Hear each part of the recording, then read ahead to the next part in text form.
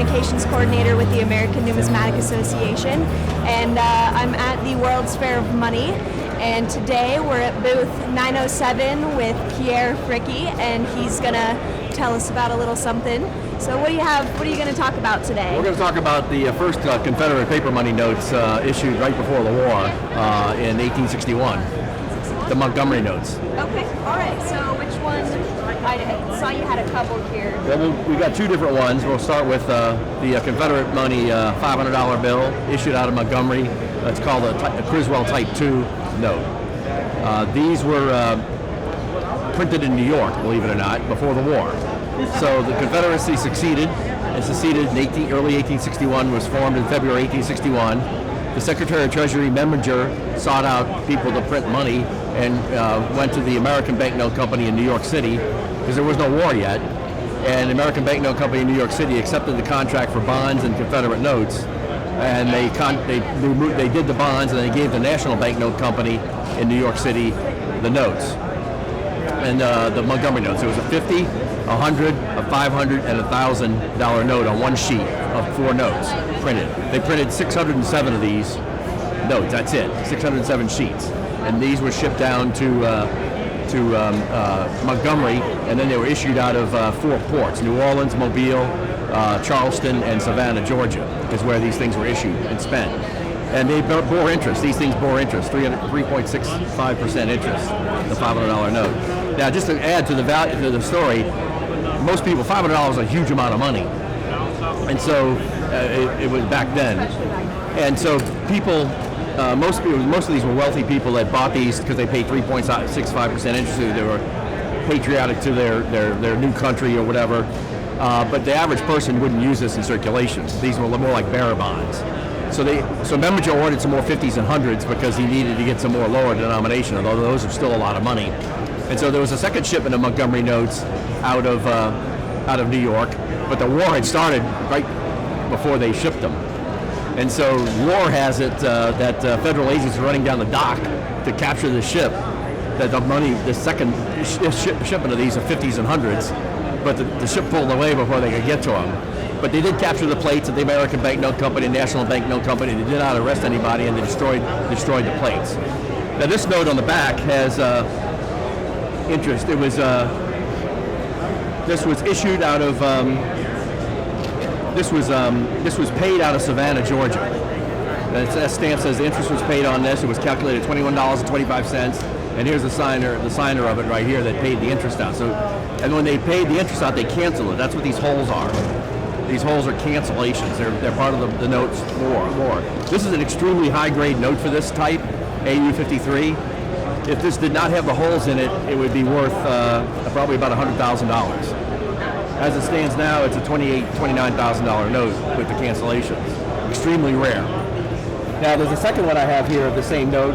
Again, the Criswell Type 2. This was one of the last ones they printed. Serial number 604, or issued. They only had 607.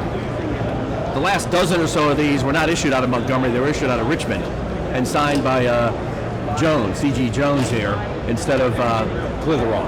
And so that makes this a very special note. There's only 5 or 6 known of this note that's a specialty to.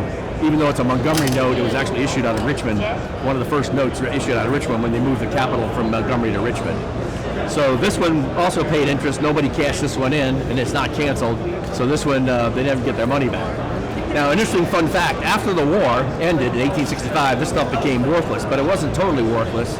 It became a collectible. And Union soldiers were found bringing this stuff back as souvenirs and collections. The first collections were founded in Boston, New York, and Philadelphia of Confederate money in 1865. There was an auction, I think Woodward had an auction in December 1865, and a $1,000 version of this note went for $4.50, and one of these notes went for $2.50. Quite a fall from $500, but they became, they were collectibles right away, mainly in the Northeast. And then the first time a set of these Montgomery notes, let me ask you this, when do you think the first time a set of these sold for face value again, which would have been $1,650? What year were these issued? These were issued in 1861. In 1865, they were $2.50 and $4.50. Eventually, a dealer sold a set of these for $1,650, which were the four notes for face value. When do you think that would have happened? I'm going to guess 1920s. 1960. Oh my goodness. And it was Johnny Rowe was the dealer. He's still alive. Oh wow. He sold 1960. He sold the first set of these high grade set of these for $1,650. And since then they've become worth more than face value. And now they're worth a lot more than face value. What is this one worth then? Since it doesn't have. So this one is worth. I've got it priced at $59,500. And it's lower grade, but it's not canceled. But it's signed by Jones, which makes it very rare. It's even more special than a regular Type 2. So this one's almost a $60,000 note. Wow. Cool. And what got you into collecting currency in the first place? And interested in banknotes? Well, I was a coin. I mean, ever since I was a kid, I did coins, and I got interested in early American coins, large cents, half cents, and those kinds of things, which I still deal in. And I collected those as a kid in the 70s and in the 80s. I dealt in them like a vest pocket dealer and collected them. In 1998, I was in a reenactment, and I was at the 135th anniversary of Gettysburg. And I was in one of the Alabama units that hit the 20th Maine, which was a really intense part of the battle, and it was really educational, really harsh. Really harsh, even though we weren't really shooting people in real life. But it was really hardcore. I mean, people don't realize how primitive conditions were back then until you actually go live the experience. But I can legitimately claim I was captured at Gettysburg, and although it was 135 years later, but it was really educational, very interesting. The food, the people. But those soldiers had a rough. I mean, all soldiers have a rough time of it. Whether you have modern equipment or not. But back then it was. They didn't have this. You had to worry about. Well, we didn't worry about disease so much. I mean, you still have to think about disease when you go camping, kind of thing. But they really had to worry about disease and all kinds of problems just being out with all these people because they didn't understand it very well. But that got me interested in Southern history more. I mean, I'm from Louisiana, New Orleans, Louisiana. I started out collecting Confederate paper money in 2000, 2001. I expanded into obsolete banknotes, which are the banknotes issued both North and South before the war. And I expanded into Union paper money in the last 5 years. So I'd buy and sell Union paper money, which looks something like this. This is a lower denomination, but this is Union paper money. This is one of the first greenbacks. They call these greenbacks. So 1862, greenback. I'm interested in, I do both the Confederate and the Union notes. I will leave you with this, or say this, that the Union had the Confederate notes are more interesting and more varied, more pretty in many ways. But the Union had a much better financial system. And the number one cause the South lost the war was slavery, because of the loss of, the way they kind of treated their people, and those people were enemies, rightfully so. And they fought for the North, not the South, so they lost all those people because they wanted to be free, not be slaves, and the horror associated with that. The second thing was that England was never going to recognize the South with slavery. They should have freed the slaves if they wanted their independence. The second reason they lost the war was finance. The Union actually had a much better system than the Confederates, because the Confederates were canceling these notes and expiring them and making people trade them in. And that became problematic for keeping the money supply going out west in particular. So the Battle of New Orleans and the Battle of Vicksburg both were impacted by the shortage of money in the West. Any other questions? Yeah, one more question.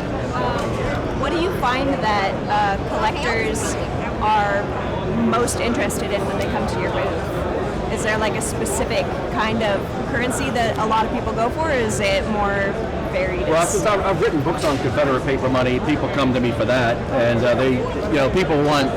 There's a lot of people that want a souvenir from the Civil War in the South. They buy the horses, pulling artillery, 1864 $10 note, which is the most affordable. There were 10 million of those printed. There's probably 2 or 3 million that exist today, and those you can get for $25, $35, $40 if they're certified in high grade, maybe a little more. So you can get a nice souvenir, and the Confederate money is quite a bit cheaper than the Union money, the large Union money. The large Union money is quite a bit rarer. Now you can get small size, you can get fractional currency from the Union that's cheap like that too.